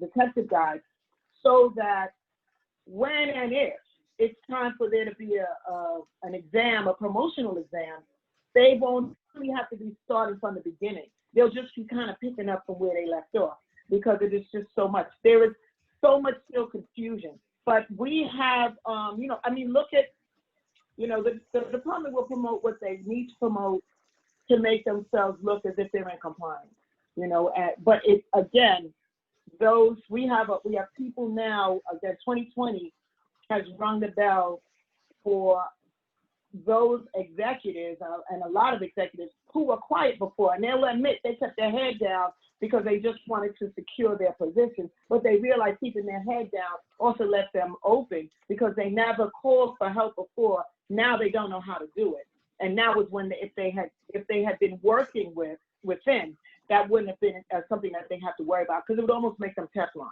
But that's what's coming out, and they're the encouragers now, because they're the ones that say, had I done that, I wouldn't be in this position, but we're gonna take it from here and work with. And I have a lot of those people who I have, relationships with, I can call on, and those who have actually stepped up. We even have been encouraging online training, because now also, we also experience a lot where you lose people out, lock us out of units, specialized units, with lame excuse. But now really what it is look and see, what does your resume look like? What do you think you're qualified to do? And taking them and saying, listen, call my friend who is the CEO of, the XO of, in charge of, and let them look at their resumes. I have no problem sending somebody's resume to someone else to look it over. Matter of fact, before you give it to me, look it over, because when I send it, I'm sending it on my reputation. And if it's rubbish, trust me, I'm not sending it. And I'm going to let you know. We need to start to just look and groom. And that's not just and it's also, again, going with not just preparing for promotionals, just preparing to be a better officer. Mm-hmm. Well, if you know your job, it's not a difficult thing to elevate, because you know what you're supposed to do. For Felicia, you mentioned about defunding, right? And I was want to throw something in there, because you mentioned defunding, but yes, still though, NYPD, they talked about moving school safety over to the Board of Ed. They talk about changing some other things. They talk about cutting their budget by $1 billion. But yet still though, it threw a lot of people off, because people call and ask me questions on it. And the question is, they talked about defunding, but they just put a class of 900 officers in the academy, and they're preparing, from what I'm being told, for another 2,000 more early next year sometime. You figure between March and about June, somewhere between there, they're going to be bringing in. But yet still though, they talk about defunding, or is it just a ruse where they still going to do what they're going to do, and they still going to spend money the way they want? So I throw that back at you. Well, I know that the 900 that are in, those are promotionals. Those were promotional exams. Those were not necessarily people from, that was not a what do you call it? A general exam. Oh, I can't even. It was from an old list, like an old list that was already established? Within the police department, they instituted where if you were a civilian member of the service, you take the police exam, it's a promotion. So these people took the exam for promotion from traffic or school safety or whatever it is. And also you have cadets. Excuse me. Cadets are the college youth that we have that are also, they're also on payroll. But their idea is that when they graduate, they're contractually bound to be promoted to police officer. So does defunding mean break contracts? Does defund mean that you took a promotional exam, you passed that promotional exam? Let me lead into where I'm trying to, because the city is talking about laying off 22,000 civil service people throughout the city. But yet still though, they talk about defunding NYPD and they still hired, but they laying off everywhere else. It just. But again, those were not a hire. Those were promotions. It wasn't an open competitive. That was a promotional exam, and that means that there was some kind of contract. I'm not very clear on that. You know, we can revisit that when I find out more information. But I know that those that are in there, because actually I've had a couple of calls from members who are traffic agents who had taken that exam and were the exam to promote them to police officers before they were talking about defunding, before George Floyd, before when we were just dealing with the regular discord that was going on amongst our people prior. So they took this exam, I believe it might have been like 2017, 2018, when they were taking those exams, when they were giving everybody, they ran that whole gamut of exams, and they passed to be ready to go into this class. And they suspended it because when the word defund came in, NYPD all of a sudden pumped their brakes. They didn't even pump them, actually just mashed the brakes and came to a screeching halt, not knowing what to do. But you also have these people who you are contractually bound to put in. You know, they have to, and a lot of them are finding they're having difficulty. So we're going to be looking at that. All of a sudden, they were good for TEA, they were good to be traffic enforcement agents, but now all of a sudden they're supposed to be promoted to police officer and go in that class, and there's a hiccup. What is that about? We want to make sure that, you know, it doesn't look conspiracy theorious, and it's above board. But we have cadets that, you know, they furloughed the cadets. They were trying to say they were an internship. No, they were not. They were contractual. When they graduated college, they were to go, and they passed the exam. They did everything. You you put them in, and all of a sudden they furloughed them. We don't know the furlough word in the NYPD, but our cadets learned about that word. All right, great. I got another question I want to throw at Chuck and Damon. I mean, in the past, at least as far as what I've known, the fraternal organization, particularly our groups, a lot of our groups, we always had those relationships with the community groups. Should those things be extended more to what the movement is going on now, or how can we even embrace it or even be part of it? Time is of the essence, so let's try to, let's try to wrap this up a little quicker than normal. I'm gonna throw this at Chuck and Damon. I'm gonna bring them into the conversation. I'm going to tell you, you have to. You have to.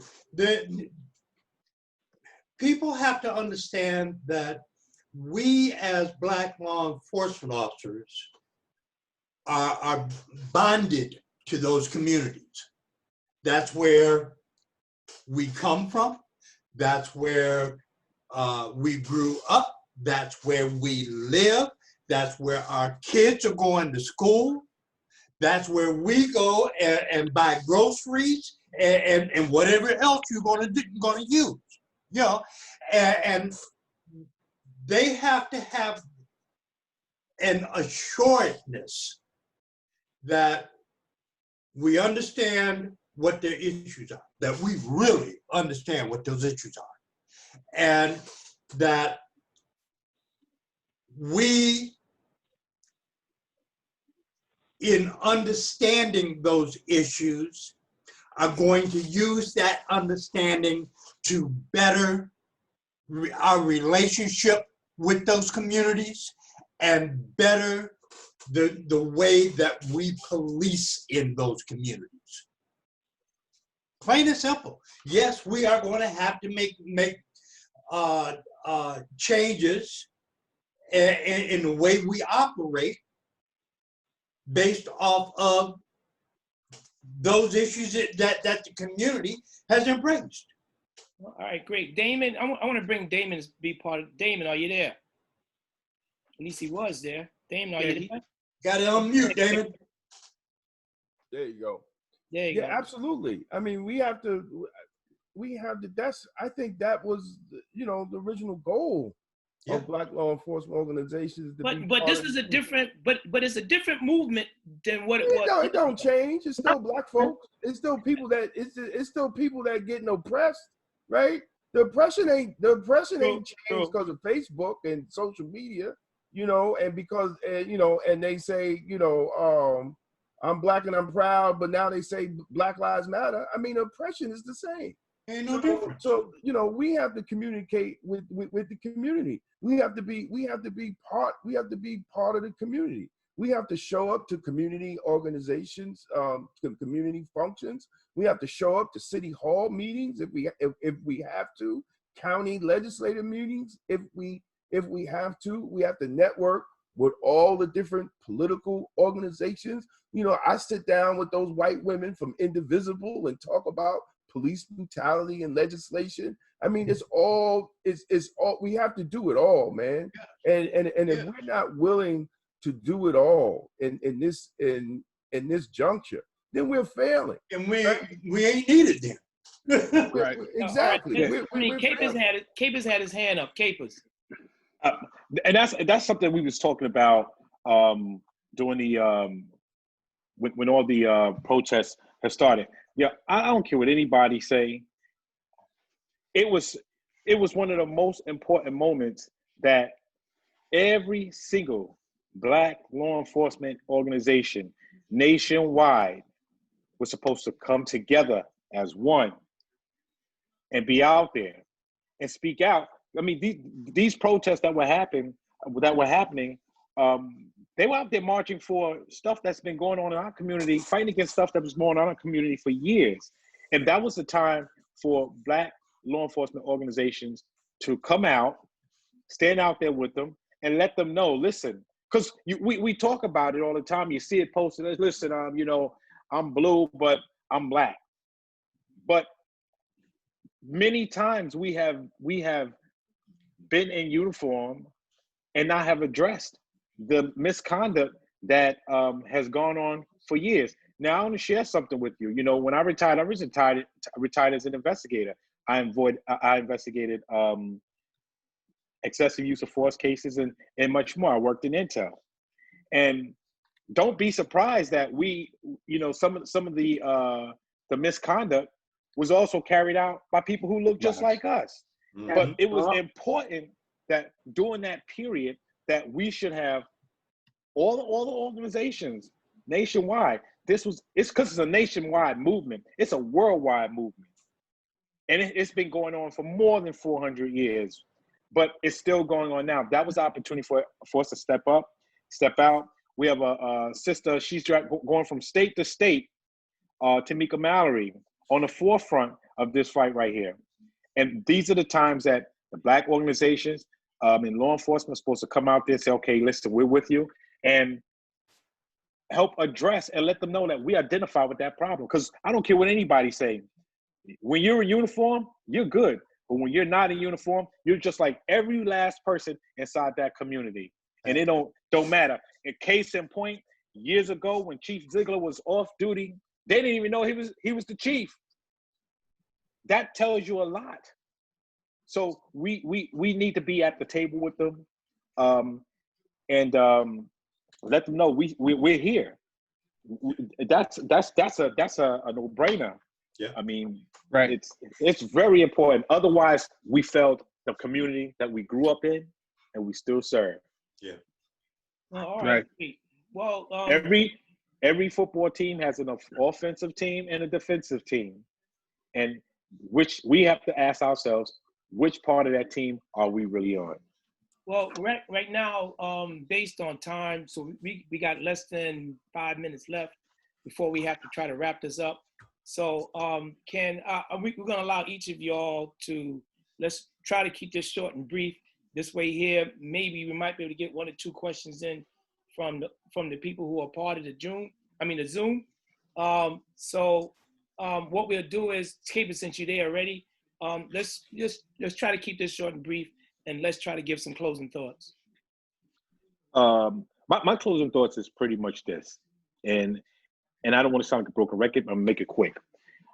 I think that the organizations overall, for all of the Guardians organization under the Grand Council, we have to come together as one. For each, we can't do it individually, but for each agency, when it comes to grabbing members and reaching out to the younger generation, we should do it as one, not individually, because then those young people that we're trying to reach out to can see how big it really is, from the corrections to NYPD, parole, state corrections, MTA, every jurisdiction in New York City, going as far as Connecticut with the Guardian Civic. We need to do it together. And then I think we may get somewhere with getting them more involved. And then show the results.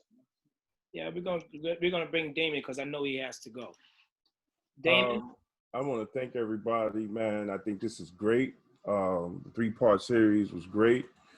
I think we're at the crossroads that we got to start thinking on a level like the FOP, right? We have to start thinking like that. It doesn't make any sense. We all make good money. We ain't talking about like we heading up. We make the money to do it. You know, we have to invest in it. I mean, because all these Black officers, whether they see it or not, they need our help. You know, even when it comes to promotions, or it comes to gaining access to national meetings where, you know, they take different classes that help them, you know, be better officers and get promoted. This brother here has connections. He helped me even reach out to folks when I was. So, you know, I say that to say, you know, we have to work harder, man. We got to come together more, you know, whether it's like this or hopefully after the COVID, we all could be in person, maybe with masks on probably, but you know, we have to network more amongst each other, and we have to build that network for the younger officers, and they have to see us in the fight, right? You know, I mean, that's the only way they're going to want to be a part of something, if they see us doing something. So, you know, I think, you know, this is the beginning, and I hope to be part of the conversation in the future. Thank you. We're going to do Chuck, and we'll save Felicia for last. The best for last. Chuck? I'm going to say one real quick thing about promotions. Take the test. Getting rank allows you not just to make a little bit better money, but it gives you the authority to manage people's attitudes and behaviors. It gives you the authority to hold people accountable. Take the promotions. Mm-hmm. Been a pleasure, folks, and I really appreciate having been involved tonight. Felicia? Again, I'm going to echo my fellow panelists. Thank you for the opportunity. Speaking is never an easy thing, especially on a platform. But the more we do it, I think the easier it becomes. And hopefully, let me remove the hopefully. I'm confident in the fact that after all is said and done, we're going to come up with some ideas that we can now put into action. You've given me something to think about, something that I have to now go back and work into a structure. Yeah, I feel that there is no way that I think that anybody is going to leave these 3 talks, if you were able to keep up with all 3, that you're going to leave feeling the same way that you came in. Hopefully this will also inspire those who are on these calls in the Zoom or on Facebook to now inquire about our organization. We're never going to turn you away, provided you're here to do the work of the many. Please see us as a way of getting the work done for our people, for our communities, for us, in our communities. And I hope that it would not be the intention of individuals to just look to forward their own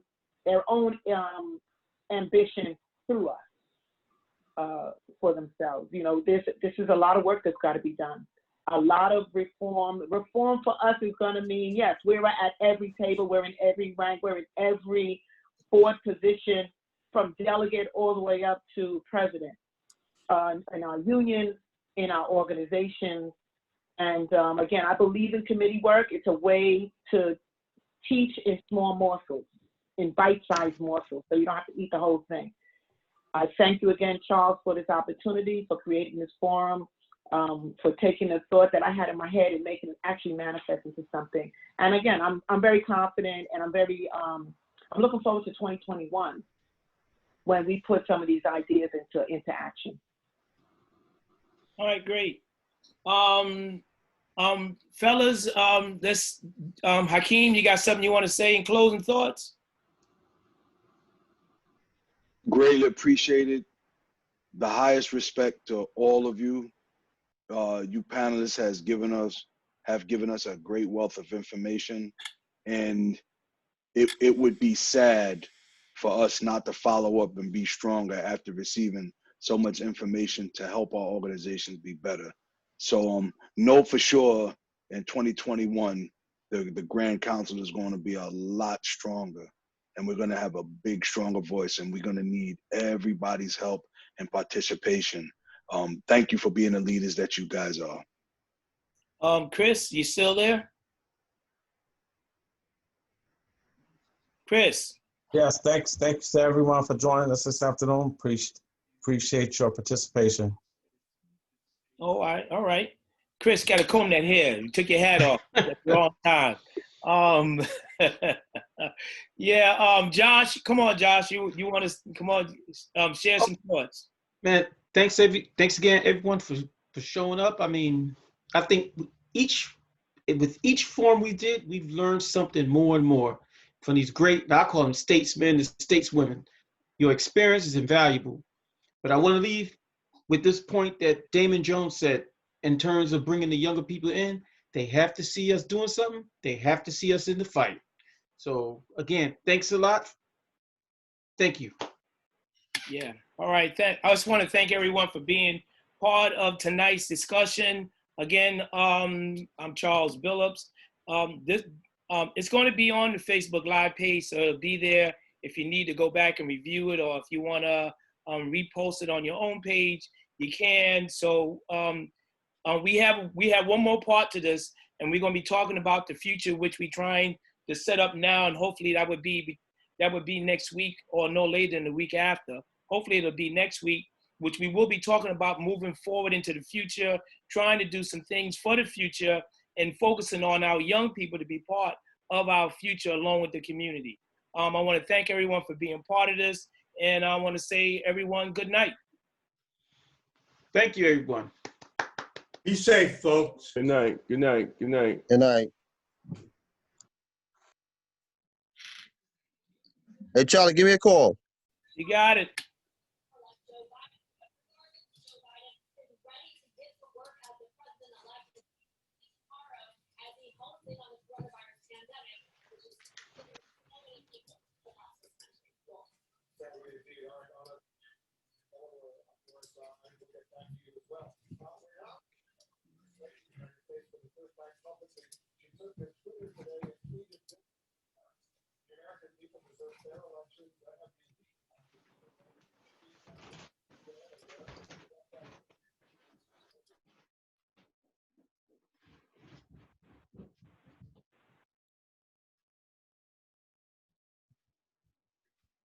All right, everyone. Everybody's off. Chris, y'all, Hakeem.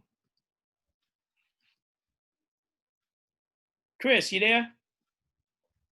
Yeah, I'm here, man. My computer's Chris, keep on. that hat on, man. Keep the hat on. 4%. Chris, keep the hat on. I see. I didn't realize it came on. I was like, oh shit. That's that young boy look. Yeah. My grandson wears hair like that when it's sticking up in the hair. But he don't. Oh, real? No, all he do is put water on it. Oh yeah. All right, you ever heard of Afro Sheen, Chris? Say what? Cut it out. You ever heard of Afro Sheen, bro? Yeah, man. Hold up, y'all. Hold up. They still selling that stuff, you know. Hold on. Yeah. Yo, Charles. I'm shutting off the.